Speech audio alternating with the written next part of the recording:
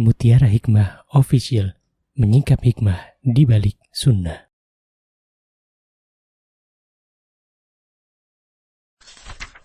Salurkan donasi terbaik Anda untuk mendukung dakwah Mutiara Hikmah Official. Mau haji yang gak pakai antri? Daftar sekarang, insya Allah 2024 berangkat. Gratis keberangkatan umroh sebelum haji. Dibersamai oleh Ustadz Hanan Yasir dan juga Ustazah Imro'atul Azizah. Buruan daftar sekarang juga, sebelum harga naik.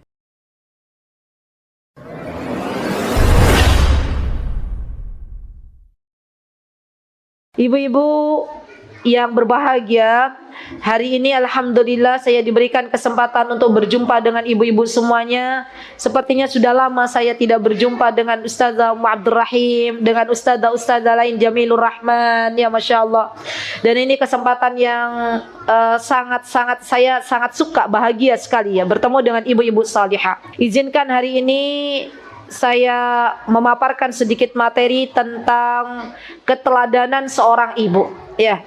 Dan tentunya keteladanan seorang ibu itu adalah sebuah keharusan dalam mendidik anak-anak. Karena seorang anak, dia akan melihat bagaimana orang tuanya berbuat, bagaimana perilaku orang tuanya. Subhanallah. Bahkan di dalam Islam disebutkan dalam kitab Tarbiyatul Atfal, ya, dan ini kitabnya berbahasa Arab, disebutkan bahwa keteladanan dalam bahasa Arab itu artinya adalah al-qudwah. Jadi arti dari al-qudwah itu artinya adalah uswah, teladan.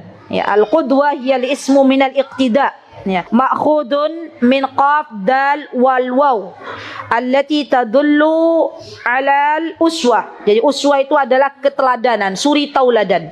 Ya. Kemudian di sini disebutkan bahwa yang namanya pentingnya keteladanan dalam sebuah tarbiyah, dalam sebuah pendidikan, ini menjadi hal yang sangat kita harus perhatikan. Ya, kenapa? Karena sejatinya subhanallah, anak-anak kita akan melihat, meniru apa yang ia dapatkan dari kedua orang tuanya. Dan mohon dicatat baik-baik ibu-ibu, kalau kita pengen menjadi ibu yang baik, maka yang pertama kali kita harus lakukan adalah jadilah istri yang baik. Jadilah istri yang salihah. Karena kalau kita menjadi istri yang salihah, kita akan dimudahkan dalam mendidik anak-anak kita nanti. Masya Allah. Jadi pertama, seorang ibu jika ingin dimudahkan berperan menjadi ibu yang baik, bisa menjadi teladan yang baik untuk anak-anaknya, maka yang pertama kali ia harus lakukan adalah menjadi istri salihah dulu. Taat dulu kepada suaminya.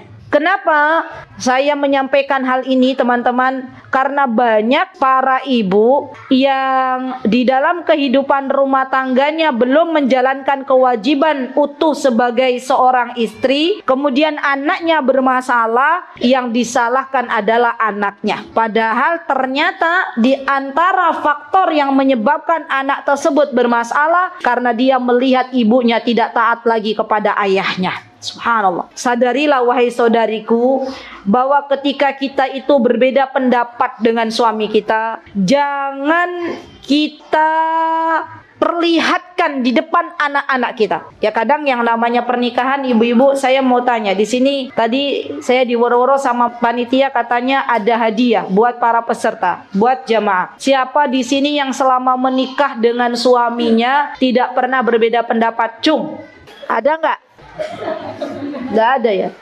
Semua mesti ada ya, sedikit atau banyak beda pendapat. Kenapa? Kenapa yang namanya suami istri itu ada beda pendapat? Karena memang yang namanya suami istri itu dia dididik dengan latar belakang yang berbeda dari orang tuanya. Maka yang namanya pernikahan itu sejatinya untuk saling melengkapi, bukan saling bersaing. Jadi kalaulah ada perbedaan pendapat dengan suami kita, kita coba untuk bermusyawarah, mendiskusikan perbedaan pendapat kita dengan suami kita bukan di depan anak-anak. Ya. Kenapa demikian? Karena kalau seorang istri, nih lihat ibu-ibu, dia tidak taat kepada suaminya, seringkali dia durhaka kepada suami, tidak mau mentaati suaminya, maka secara tidak sadar dia sedang memberikan teladan yang buruk bagi anak gadisnya. Dia secara tidak sadar sedang memberikan teladan yang buruk bagi anak laki-lakinya. Anak laki-lakinya akan mengatakan, besok kalau saya jadi seorang suami, ya,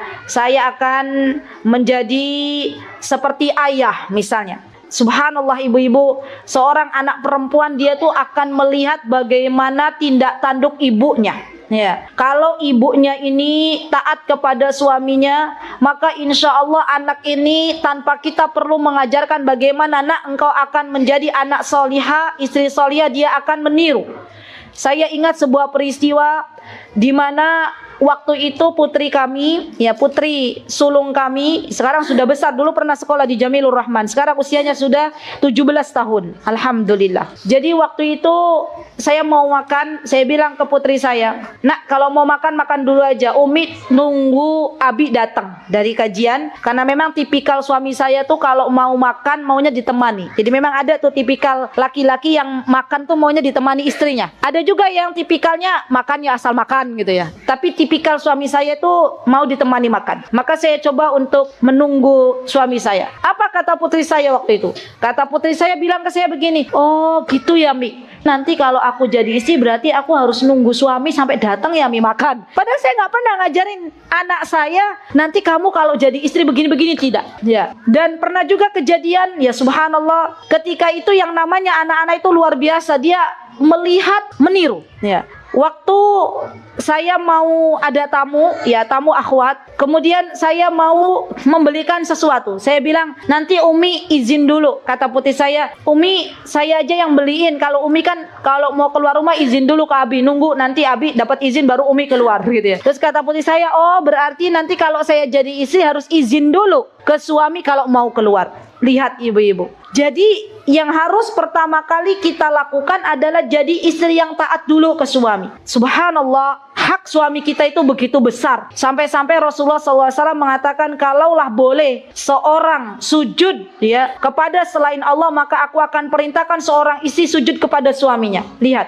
tapi kan tidak boleh ya. Jadi kita dulu, dari mana perubahan itu? Dari kita dulu. Ya, kita sudah berbakti belum kepada suami kita? Kita sudah jadi istri yang taat belum kepada suami kita? Kaidahnya, selama suami kita tidak memerintahkan kepada kemaksiatan, selama suami kita tidak memerintahkan kepada dosa, maka kita wajib mentaatinya. Walaupun itu berbeda pendapat ya akhwat. Tenang, yang namanya perbedaan pendapat itu bisa kita cari solusinya.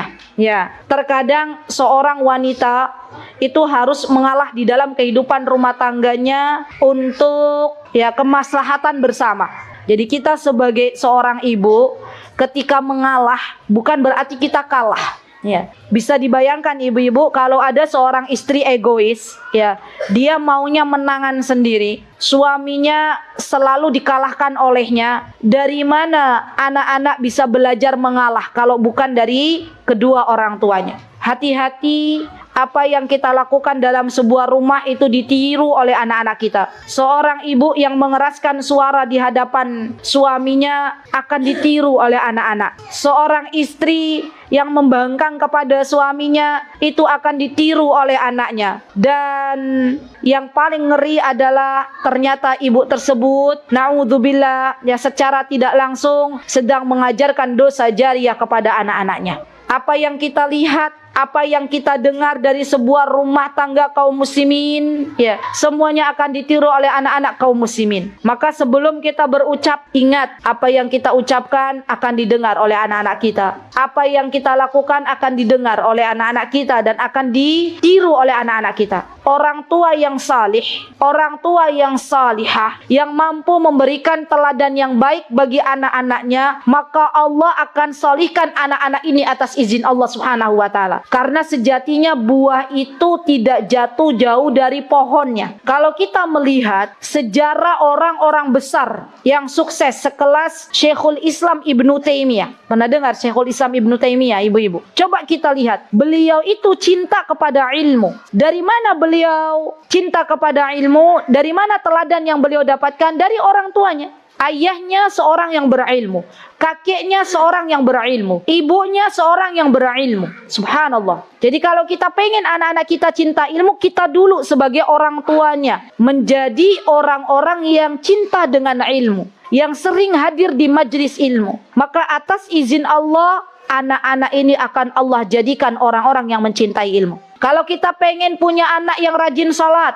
maka mulailah dari diri kita sebagai ibunya. Karena yang namanya ibu itu biasanya salat di rumah. Dan dia akan dilihat oleh anak-anaknya. Oh, ibuku biasa kalau jam segini salat duha. Oh, ibuku kalau malam, subhanallah, dia bangun salat malam.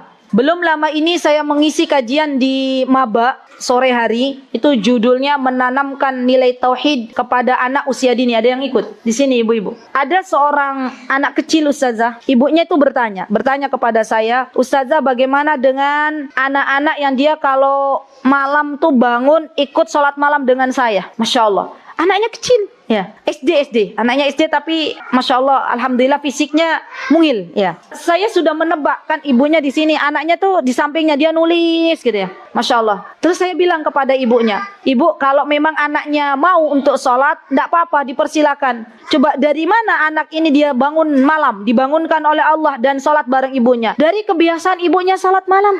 Subhanallah. Kemudian saya panggil, waktu itu ada hadiah dari panitia buku kecil gitu, buku apa sih, belajar sholat ya untuk anak kecil. Saya bilang, hadiah ini untuk Mas yang ada depannya ustazah. Sini nak, tak panggil anaknya. Terus saya elus ya kepalanya, kemudian saya tanya, Mas, kenapa Mas suka bangun malam sama Umi sholat? Apa jawabannya? Jawaban anak kecil itu, karena pengen gandeng tangan Umi ke surga. Karena pengen gendong Umi sama Abi ke surga. Itu dari mulut kecil anak itu, subhanallah, telah Allah tancapkan iman. Lihat, seorang ibu yang rajin sholat malam, Allah jadikan anaknya pun terbangun dan ikut sholat malam. Subhanallah. Seorang ibu yang rajin puasa Senin Kamis, pasti anaknya akan bertanya, ibu kok nggak makan gitu ya? Umi lagi puasa nak, puasa Senin Kamis. Apa itu puasa Senin Kamis? Kita jelaskan bahwa puasa Senin Kamis adalah puasa yang dianjurkan oleh Nabi kita Muhammad SAW. Kebiasaan Rasulullah puasa Senin Kamis. Maka lambat laun anak itu akan mengatakan, nanti kalau saya sudah besar, saya pun mau puasa Senin Kamis seperti Umi dan Abi.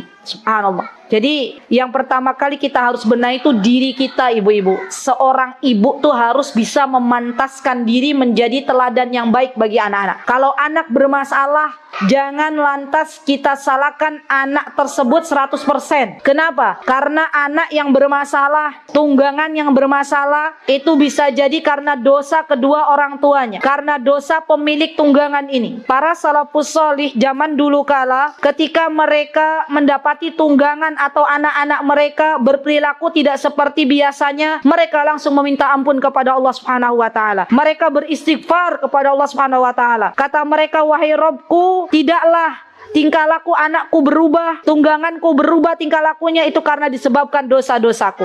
Mari kita mengevaluasi diri kita masing-masing. Sudahkah kita menjadi orang tua yang salihah? Sudahkah suami kita menjadi ayah yang salih? Karena sejatinya dosa yang kita lakukan kepada Allah Subhanahu wa taala, maksiat yang kita lakukan kepada Allah Subhanahu wa taala, itu berdampak sangat besar kepada diri anak-anak kita. Subhanallah. Ya, jadi tulis besar-besar yang harus berubah dalam mendidik anak itu, kita sebagai ibu dan suami kita sebagai seorang ayah. Dan saya lihat subhanallah, saya banyak belajar ketika Allah berikan amanah. Ya, ada anak-anak TK ya di rumah kami itu, saya banyak belajar. Ada anak masya Allah karim, dermawan. Ya, ternyata setelah saya mengenal sosok orang tuanya juga masya Allah orangnya dermawan, suka berbagi. Jadi saya pernah berjumpa dengan anak yang kalau punya bekal itu tanpa dia suka bagi gitu. Nggak diminta Ustazah, tapi dia berbagi. Masya Allah. Dan saya jumpa dengan orang tuanya, ternyata orang tuanya ini selalu mengajarkan anaknya untuk berbagi. Ya. Dan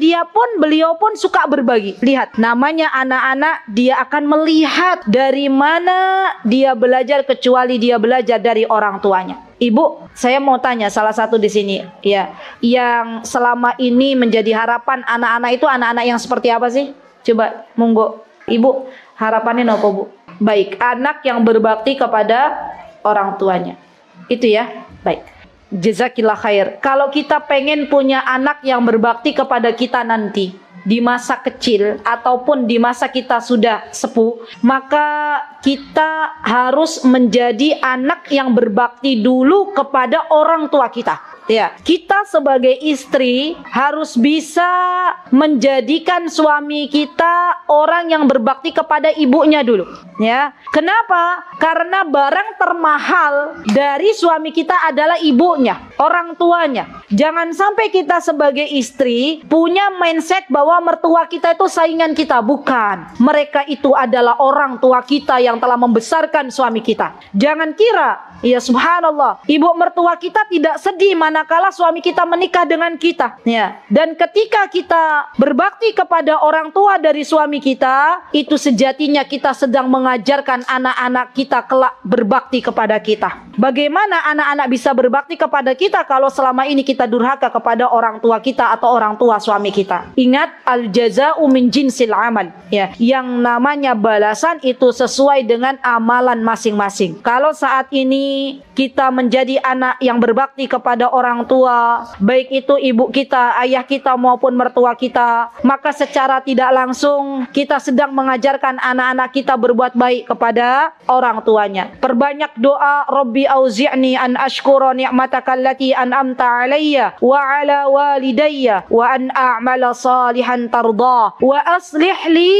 fi dzurriyyati. Subhanallah. Ini doa bagi teman-teman yang saat ini usianya 40 tahun atau lebih dari 40 tahun. Kita berdoa kepada Allah agar Allah solihkan anak keturunan kita. Dan di antara yang bisa kita lakukan adalah kita berbakti kepada kedua orang tua. Saya itu kalau pagi ibu-ibu, saya coba untuk istiqomah, mohon doanya, telepon ibu saya. Ayah saya sudah tidak ada, Allah yarhamu, sudah wafat. Ibu mertua saya biasanya sering di Yogyakarta. Ya, jadi saya kalau pagi itu setelah selesai mengisi kajian online, biasanya saya izin untuk telepon ibu saya, dan ibu saya pasti tanya, mana cucu-cucu gitu ya. Dan itu subhanallah, sebenarnya saya sedang mengajarkan kepada anak-anak bahwa kelak nak, seberapa jauh engkau tidak bersama Umi nanti, maka jangan lupakan kita sebagai orang tuanya. Yang namanya orang tua ya, itu tidak membutuhkan uang dari kita. Yang namanya orang tua tuh butuh perhatian. Ibu saya senang ketika saya telepon pakai video call. Kemudian kalau ada cucu-cucunya, saya sering mengatakan, nak sini nak, Jidah mau lihat kalian. Nak sini nak, Jidah mau berbicara. Saya katakan, Jidah ini dulu sayang ke Umi. Ya apa-apa,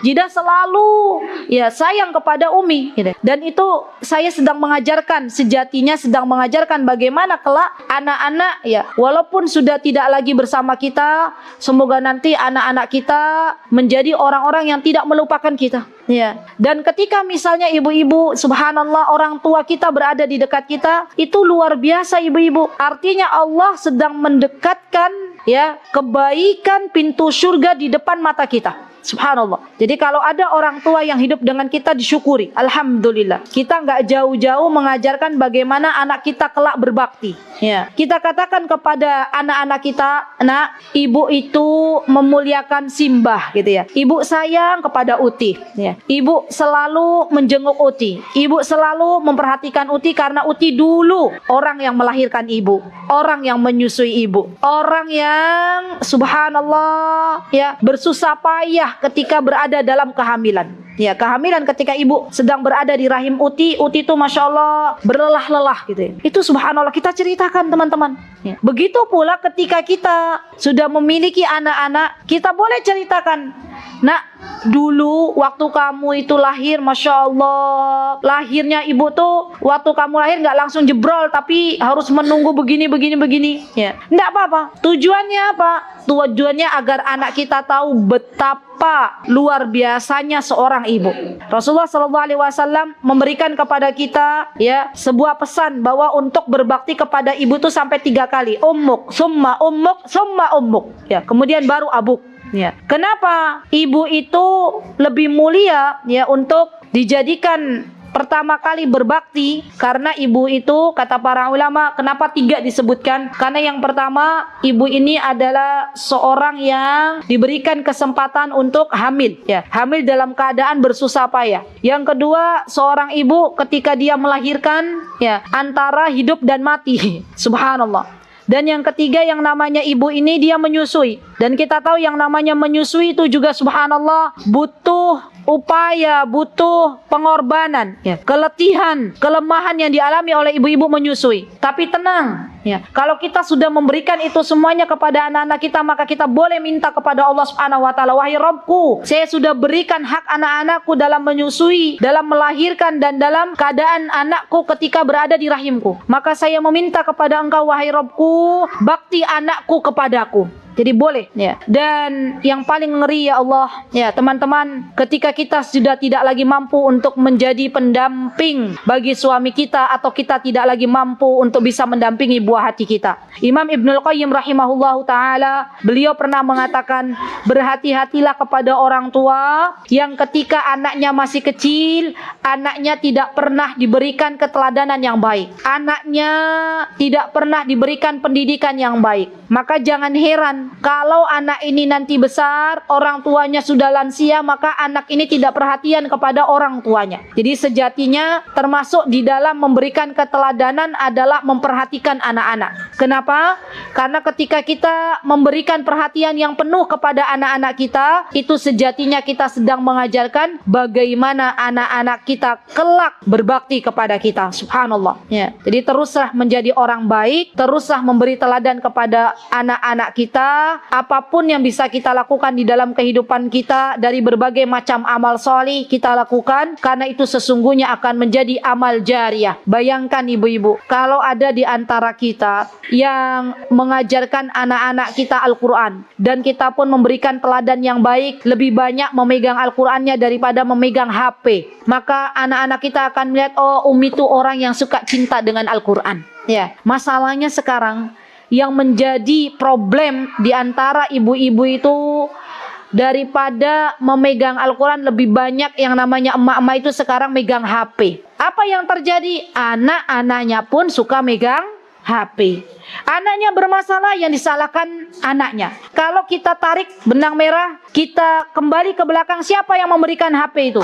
Orang tuanya. Dari mana dia mendapatkan teladan banyak memegang HP? Dari orang tuanya. Saya sering mengatakan kepada ibu-ibu yang saat ini diberikan amanah untuk berjualan online khususnya, maka kalau bisa jangan banyak memegang HP di depan anak-anak. Walaupun kita sudah jelaskan, nah ibu ini megang HP untuk jualan, anak-anak kita bisa paham apa tidak? Belum tentu, ya. Jadi sebisa mungkin kalau kita pengen anak kita tidak banyak memegang HP, maka dari kita sebagai orang tuanya terlebih dahulu tidak banyak memegang HP di dalam kehidupan sehari-hari. Bijaklah dalam memegang HP, karena ternyata yang namanya ponsel, yang namanya HP itu memberikan dampak buruk apabila kita tidak bisa menggunakannya dengan baik. Dan ingatlah wahai saudariku, waktu yang kita habiskan selama ini akan ditanya oleh Allah Subhanahu wa taala. Di akhirat nanti kita akan ditanya oleh Allah Subhanahu wa taala, bagaimana engkau mendidik anak-anakmu, bagaimana engkau memperhatikan anakmu, bagaimana engkau menemani buah hatimu selama ini. Kelak besok di akhirat bukan sekolah yang ditanya oleh Allah Subhanahu wa taala, bukan ustazahnya anak-anak yang ditanya oleh Allah Subhanahu wa taala, yang ditanya adalah kita. Dan jangan sampai kita hanya mampu berkata tapi tidak berbuat. Celakalah bagi orang-orang yang dia hanya mampu berkata tapi tidak berbuat. Allah Subhanahu wa taala mencela di dalam Al-Qur'anul Karim, a'udzubillahi minasyaitonirrajim, kabura maqtan 'indallahi an taqulu ma la taf'alun. Celakalah bagi siapapun yang dia hanya berkata-kata tapi tidak berbuat. Seorang ibu hendaklah apabila menasehati anaknya, ia pun melaksanakannya. Dan seorang ibu ketika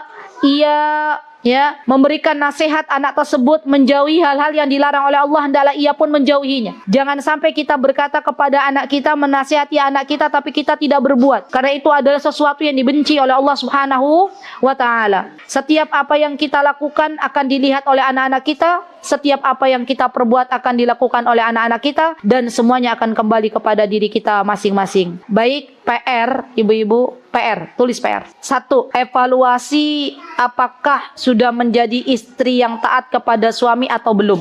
Kalau belum, jadilah istri yang taat kepada suami. Rasulullah pernah mengatakan sebaik-baik wanita Arab itu adalah wanita Quraisy. Kenapa? Karena wanita Quraisy itu diantaranya karakternya adalah taat kepada suaminya. Bisa menjaga suaminya, memelihara suaminya. Sudah PR yang pertama ya. PR yang kedua. PR yang kedua, mulai hari ini kita harus berpikir terlebih dahulu kalau mau berbuat atau berucap di rumah kita. Kita harus pikirkan terlebih dahulu, baik atau tidak. Kalau baik kita lakukan, kalau buruk tidak kita lakukan. Mulai hari ini kita harus berpikir terlebih dahulu apa yang akan kita ucapkan dan apa yang akan kita perbuat. Ya, nanti PR-nya dievaluasi dalam sebulan ini. Kira-kira kalau kita kerjakan, ya ada perubahan tidak pada diri anak-anak. Dan tentunya ibu-ibu pasti yang namanya mendidik anak itu tidak dicukupkan hanya dari teladan kita, tidak. Tapi tetap yang namanya mendidik anak itu harus kita titipkan kepada Allah. Karena Allah yang memegang hati anak-anak kita. Sering-sering kita berdoa kepada Allah, wahai Robku, jadikanlah anak-anakku anak-anak yang salih. Robbi habli minas salihin. Kalau ada apa-apa dengan anak-anak kita, maka kita langsung mintanya sama Allah Subhanahu wa taala. Dan kita ajarkan kepada anak-anak kita, nak, ibu lagi berdoa minta sama Allah semoga Allah solihkan engkau. Anak-anak akan meminta kepada Allah Subhanahu wa taala. Subhanallah. Dan yang namanya urusan ya mendidik anak itu ibu-ibu, tetap kita harus bersandar kepada Allah Subhanahu wa taala. Minta kepada Allah dan bersandar kepada Allah. Katakan kepada Allah, berdoa kepada Allah, wahai Rabbku, berikan yang terbaik untuk anak-anakku. Saya kalau mau melepas anak saya sekolah itu ibu-ibu, yang ketiga saat ini laki-laki. Jadi kami pikir kalau laki-laki itu dia harus keluar. Anak saya yang dua yang perempuan dulu homeschooling. Ya, karena dia perempuan. Sudah saya berikan pendidikan perempuan termasuk masuk dapur. Selesai dia sekarang aliyah, ada keluar rumah sepekan 3 kali. Dan ketika saya melepas anak-anak, jadi ada sesi di hari Senin tuh biasanya anak-anak kami keluar untuk menuntut ilmu. Saya selalu bilang, saya selalu berdoa kepada Allah Subhanahu wa taala, wahai Rabbku, saya titipkan amanah anak-anak yang engkau amanahkan kepada kami, saya titipkan kembali kepada engkau, dan berikan ia ilmu yang bermanfaat, berikan ia guru-guru yang terbaik dan teman-teman yang baik. Coba ibu-ibu biasakan, kalau mau melepas anak-anak titipkan sama Allah Subhanahu wa taala. Kita itu sebagai seorang ibu kadang kalau pagi itu terlalu rempong. Ya, rempong menyiapkan sarapan, ibu-ibu. Ibu-ibu berada di dapur ada nggak setengah jam? Nah, lebih, masya Allah, subhanallah. Apa yang dimasak ibu-ibu? Macam-macam. Sampai untuk makan siang biasanya masak. Ya, untuk bekal. Coba kita belajar menjadi ibu yang bisa memanage waktu dengan baik. Ya, kalau pagi itu sebenarnya waktu kalau anak kita sudah bangun tuh waktu terbaik kita menemani buah hati. Kalau mau menyiapkan bekal, mau menyiapkan makanan sebelum itu. Ya, kenapa? Karena anak-anak kita sebelum kita berangkatkan ke sekolah itu harus ada nasihat dulu tuh dari ibunya. Jangan sampai kita jadikan anak kita sekolah asal sekolah, lepas. Bahkan kadang pamitannya hanya salaman saja. Ya, kita berikan nasihat kepada anak-anak kita, nak, nanti kalau di sekolah nak jadi anak yang baik, sayang kawan, hormat kepada ustazah, muliakan ustazah. Apa yang ustazah katakan kamu katakan, baik ustazah. Ya, kalau ada teman yang nggak baik, kamu bisa beritahu ustazah. Ya, masya Allah. Itu menurut saya efektif, ya. Menasihati anak di pagi hari itu, masya Allah, hal yang saya suka gitu loh. Kenapa? Karena anak-anak itu baru bangun dari tidur dan itu fresh pikirannya, masya Allah. Dan tetap kita titipkan kepada Allah Subhanahu wa taala, wahai Rabbku, saya titipkan anak ini kepada engkau, berikan ia teman-teman yang baik. Kenapa? Karena secara tidak langsung di antara teladan anak-anak kita itu dari orang tuanya, dari kawannya, dan dari guru-gurunya. Pernah nggak ibu-ibu anak kita pulang begini, tadi ustazah itu gitu, bilang nggak, cerita nggak ke ibu-ibu, mah, bu, mi, tadi aku lihat ustazah itu sholat duha, tadi aku lihat ustazah baca Al-Quran, tadi aku lihat ustazah, gitu kan ya biasanya ya, idolanya anak-anak tuh ustazahnya. Jadi yang namanya anak-anak, ya kalau di rumah lihatnya orang tuanya, kita sebagai ibunya, suami kita sebagai ayahnya, kalau di sekolah yang dia lihat ustazahnya, kawannya. Hati-hati, anak-anak yang baik, kalau dia memiliki kawan yang tidak baik, biasanya lambat laun dia tidak baik. Kenapa? Karena yang dijadikan contoh, role model model di dalam kehidupannya adalah teman-temannya. Saya nitip pesan ibu-ibu, dalam mendidik anak-anak, juga anak-anak itu memerlukan role model. Keteladanan bukan hanya dari kita sebagai ibunya saja, tapi dari suami kita sebagai ayahnya. Harus dapat sosok teladan dari ayahnya, terutama bagi anak laki-laki. Ya, baru kemarin ada seseorang yang cerita kepada saya, dia punya kawannya tuh punya anak laki-laki ustazah. Anak laki-lakinya nih, dia biasa sama kawannya suka nyium-nyium. Iya, suka diciumin teman laki-lakinya, suka dibelai-belai. Iya, dielus-elus. Maka kawannya satu kelas ini pada ketakutan, nggak mau dekat-dekat. Ibu aja, gitu ya. Jangan salahkan anak ini dulu. Saya bilang kepada yang bertanya itu, sebentar, saya mau cek dulu. Anak laki-laki ini dekat nggak dengan ayahnya? Kata yang ngantar saya kajian tuh, beliau bilang ini, yang setahu saya sih, bapaknya anak itu sibuk banget kerja, ya, dari pagi sampai malam. Pantas anak ini nggak dapat sosok teladan dari ayahnya. Jadi ibu-ibu kalau punya anak laki-laki itu kasih role model teladan seperti apa sih seorang laki-laki itu. Ya. Kalau dia dekatnya hanya dengan kita, yang dia serap itu keperempuan, ya, keteladanan dari seorang sosok wanita, sosok perempuan. Padahal yang namanya anak laki-laki dalam Al-Quran itu apa disebutkan kata Allah Subhanahu Wa Taala, ar-rijalu qawwamuna 'alan nisa. Yang namanya laki-laki itu kelak akan menjadi pemimpin di keluarganya. Dari mana dia mendapatkan kepemimpinan? Dari ayahnya. Kalau ayahnya nggak ada, berarti dia tidak mendapatkan sosok ya yang diteladani di dalam kehidupannya. Jadi yuk mulai lagi. Kalau yang namanya mengasuh anak tuh sebenarnya ya Masya Allah belajarnya nggak sekali dua kali ustazah. Ya kenapa? Karena nanti ada pelajaran bagaimana mengasuh anak perempuan, bagaimana mengasuh anak laki-laki, dan itu ada bedanya ibu-ibu. Allah tuh menitipkan kepada anak laki-laki dan anak perempuan itu berbeda, unik ya. Kalau anak perempuan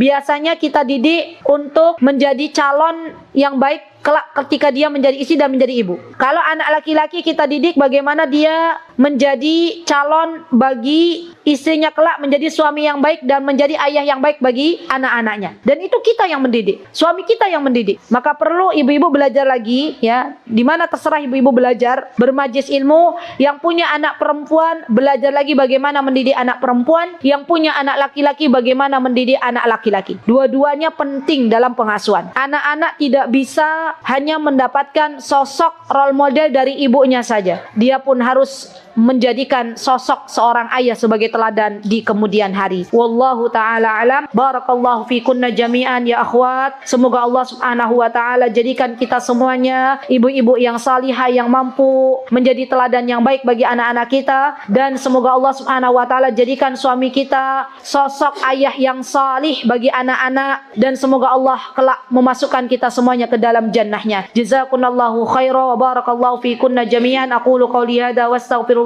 li wa lakum wa akhiru da'wana alhamdulillahi rabbil alamin. Wassalamualaikum warahmatullahi wabarakatuh.